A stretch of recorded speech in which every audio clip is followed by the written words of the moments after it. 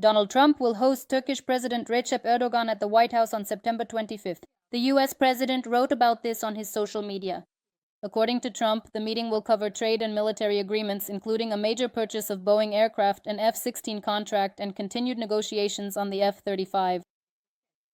Trump expressed hope that the negotiations would end positively. The American president also emphasized that he has a very good relationship with Erdogan and is looking forward to the meeting. It has also become known that the U.S. president's eldest son, Donald Trump Jr., met with Turkish President Recep Erdogan in Istanbul last week during an unannounced visit. This was reported by Middle East Eye, citing sources. The publication notes that the first to report the visit of the U.S. president's son was the chairman of Turkey's opposition Republican People's Party, Özgür Özel. Subsequently, a source close to Erdogan confirmed that Trump Jr. did indeed meet with the Turkish president, but according to the source, it was merely a courtesy visit. According to the source, the situation in the Gaza Strip was not discussed at the meeting. In addition, the president of Kazakhstan, Kassym-Jomart Tokayev, will pay a working visit to New York from September 21st to 23rd, where he will participate in the 80th session of the UN General Assembly and hold talks with Donald Trump as well as with the leaders of several countries and international organizations. Also, President Zelenskyy, during a meeting with journalists on September 20th, announced a meeting with U.S. President Donald Trump on the sidelines of the UN General Assembly in New York. 3 Russian MiG-31 fighter jets violated Estonian airspace over the Gulf of Finland and remained there for about 12 minutes. This was reported by Estonian National Broadcasting, citing the press service of the General Staff of the Estonian Defense Forces on Friday, September 19th. The report states that the aircraft had no flight plans and their transponders were turned off. At the time of the violation, there was also no two-way radio communication with Estonia's air traffic control service. According to Politico, the MiG-31s were flying toward the Estonian capital before NATO scrambled Italian F-35s to intercept them. Estonian Foreign Minister Margus Tsahkna called the incident an unprecedented act of audacity and reminded that this is already the 4th violation this year. The Ministry of Foreign Affairs summoned the Russian Chargé d'Affaires in Estonia and handed him a note of protest. After the violation of its airspace by Russian fighter jets, Estonia appealed to NATO for consultations under Article 4 of the North Atlantic Treaty. The head of European diplomacy, Kaja Kallas, called the Russian incursion into the airspace a dangerous provocation. Ukrainian President Volodymyr Zelenskyy also responded to the incursion of Russian fighter jets into Estonian airspace. He called this incident a systematic Russian campaign of aggression against Europe, against NATO, and against the entire Western world. Russian fighter jets have once again violated NATO airspace, this time in Estonia. This is unacceptable. Russian destabilization is spreading to new countries and directions. American President Donald Trump also commented on the Russian air provocation. I don't like it when things like this happen. This could lead to serious problems. I will be informed about it. A hint that NATO countries could respond more decisively and shoot down the aggressor's planes was made by the Lithuanian Minister of Defense. The minister recalled the incident in 2015 near the Syrian-Turkish border. At that time, Turkish military personnel recorded the incursion of 2 Russian Su-24 aircraft into the country's airspace. Within 5 minutes, the military issued 10 warnings to the Russian pilots and then shot down one of the planes. Czech President Petr Pavel has called on NATO countries to respond firmly to Russian provocations. The Czech leader made this statement while commenting on the incursion of Russian fighter jets into Estonian airspace. According to the president, in such situations it is permissible to shoot down Russian aircraft. He said, "I have to call this extremely irresponsible behavior. After all, violating airspace is grounds for activating defensive mechanisms and, consequently, for shooting down such an aircraft. And that is something that neither our side nor the Russian side would want." The Czech president recalled that Turkey responded firmly to Russian provocations by shooting down a Russian Su-24 bomber in November 2015. Petr Pavel also shared that during his time as chairman of the NATO Military Committee, he directly asked the Russian representatives why they carried out such provocations. At that time, the Russians replied to him, "Because we can." The Czech leader emphasized, "I believe that we must be extremely firm in that if there is a violation of the rules, we must respond to it appropriately, including by military means. Russia will very quickly realize that it has made a mistake, that it has crossed acceptable boundaries." Meanwhile, British fighter jets have already begun patrolling the skies over Poland, making their first flight as part of NATO's Eastern Sentinel mission to protect the country's airspace. As is known, 2 Typhoon fighter jets took off from a British military base on the evening of September 19th to patrol Polish airspace and defend against aerial threats from Russia. UK Defence Secretary John Healey stated that this mission sends a clear signal that NATO airspace will be defended. In addition, what is likely the last of the Russian drones that violated the country's airspace on September 10th has been discovered in Poland. According to RBC, it was found by a resident of the town of Korce in a field just a few dozen meters from residential houses. The district prosecutor's office stated that the drone was a mock-up. Drones from the main intelligence directorate carried out a successful operation in temporarily occupied Crimea, striking the occupiers' expensive helicopters as well as a radar station. According to the agency, the fleet of Russian occupiers on the Crimean Peninsula has once again been reduced as a result of the successful combat operation by the GUR Special Unit Ghosts. It is noted that as a result of the operation, 3 enemy Mi-8 multi-purpose helicopters and an expensive Russian Nebo-U radar station were destroyed. The intelligence officers in particular showed a photo of the wreckage of one of the destroyed Mi-8 helicopters. Meanwhile, in Lviv, a new domestic underwater drone called Toloka was unveiled, which is capable of destroying the Crimean Bridge. The weapon was presented at the Defense Tech Valley Investment Summit. At the exhibition, 3 modifications of the Toloka underwater drone were demonstrated, ranging in length from 4 to 12 meters, capable of striking targets at distances of up to 2,000 kilometers and carrying up to 5 tons of payload. According to experts, several large Toloka drones are potentially capable of destroying the Crimean Bridge, since 5 tons of explosives make it possible to effectively destroy large targets. The Crimean Bridge, which was illegally built by the aggressor country Russia, remains one of the main strategic targets for the Ukrainian armed forces. Let us recall that in June of this year, the underwater section of the Crimean Bridge was blown up. As a result of the operation carried out by the Security Service of Ukraine, one of the supports holding up the automobile section of the structure was significantly damaged. Ukrainian President Volodymyr Zelenskyy will meet with US President Donald Trump next week on the sidelines of the UN General Assembly in New York.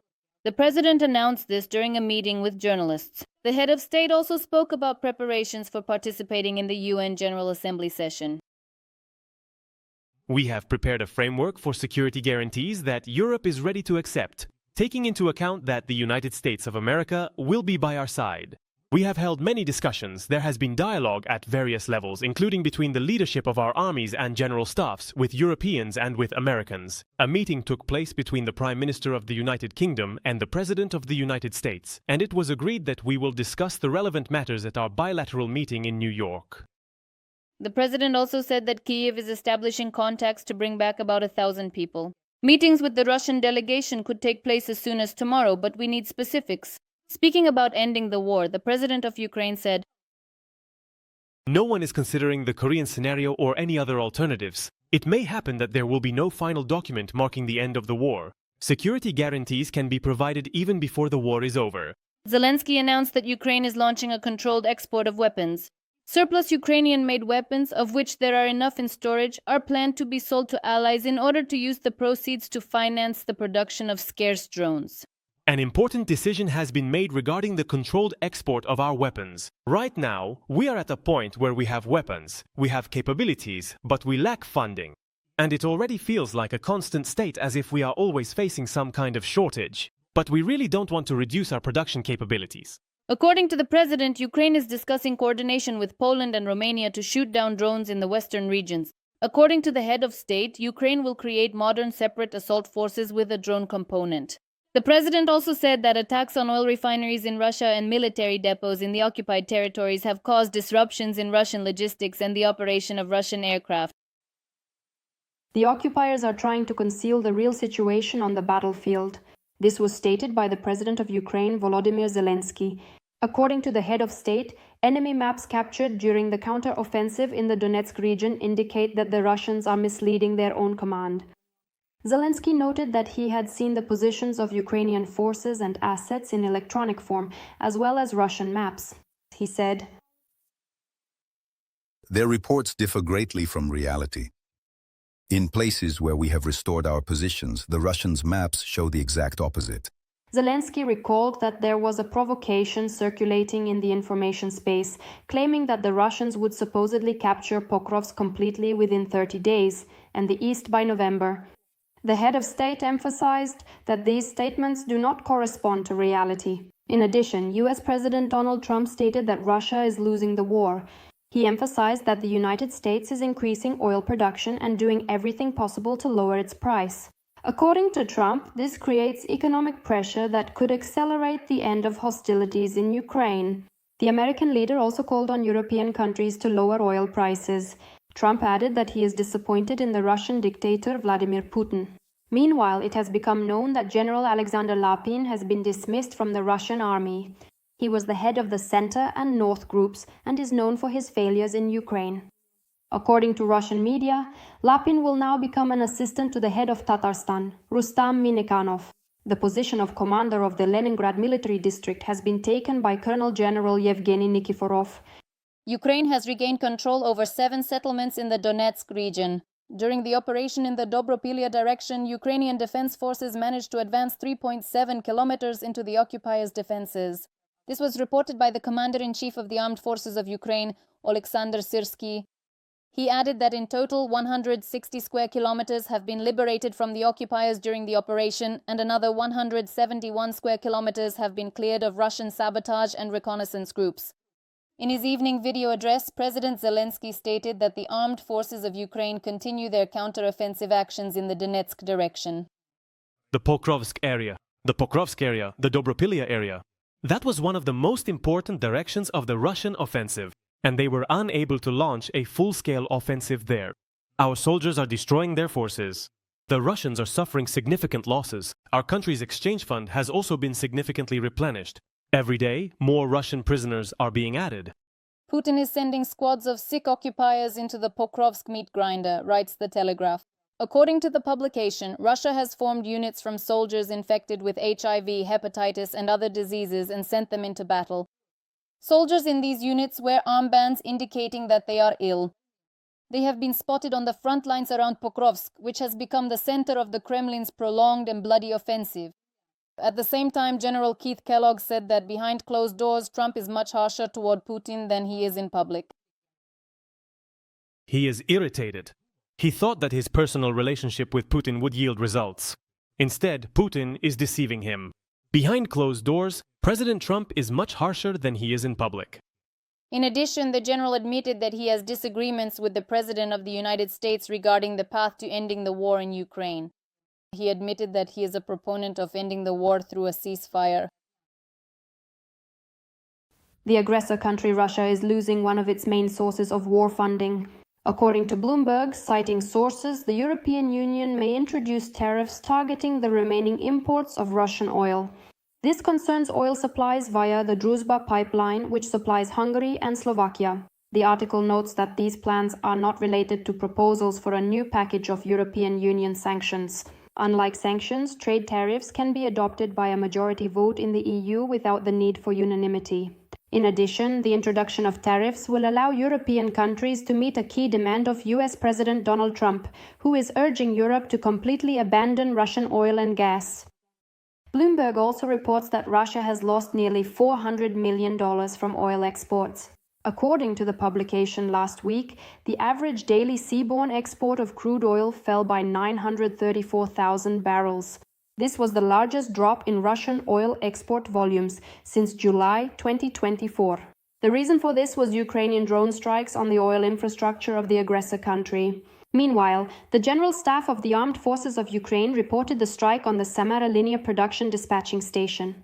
This is a hub from which the Druzhba oil pipeline and the pipeline to Novorossiysk extend, and through which a significant portion of Russian oil is transited.